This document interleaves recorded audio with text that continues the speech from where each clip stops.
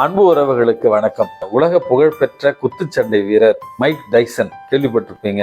டெரரான ஒரு ஆளு, உலகத்துல மிகவும் திறமையான ஒரு ஆளு, பல பதக்கங்களை தன்னுடைய வாழ்நாளில் அந்த குத்துச்சண்டையில வென்றிருக்கிறவர்.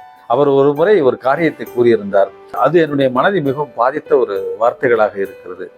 If you are favoured by God, you are also favoured by the devil அப்படி என்று சொல்லியிருந்தார். நீங்கள் கடவுளால் தேர்ந்தெடுக்கப்பட்டு கடவுளுக்கு பிரியமானவர்களாக இருந்தால் அதே நேரத்தில் தீயோன் சாத்தானுக்கும் பிரியப்பட்டவர்களாக இருப்பீர்கள்.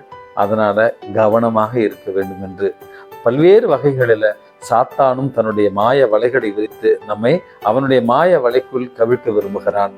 அன்புமிக்கவர்களே, பக்தியிலும் விசுவாசத்திலும் நம்ம சிறந்திருந்தாலும் இறைவனுக்கு நெருக்கமாக இருந்தாலும் அதே அளவுக்கு தீயோனும் சாத்தானும் அவனுக்கு நெருக்கமாக நம்மை கவர்ந்து இழுக்க முயற்சி செய்வான். இப்படிப்பட்ட நேரங்களில் எல்லாம் கடவுள் என்ன ஆசீர்வாதம் பண்ணி இருக்கிறாரு, என்னை யாரும் எதுவும் செய்ய முடியாது, நான் தான் கிங், என்னால எல்லாம் முடியும் அப்படி என்று தற்பெருமையிலும் தலைகணத்திலும் நம்ம இருக்கிற நேரத்துல சாத்தான் நமக்கு தெரியாமலேயே நமது காலடியில ஒரு பள்ளத்தை அல்லது ஒரு குழியை அவன் தோண்டி கொண்டிருப்பான்.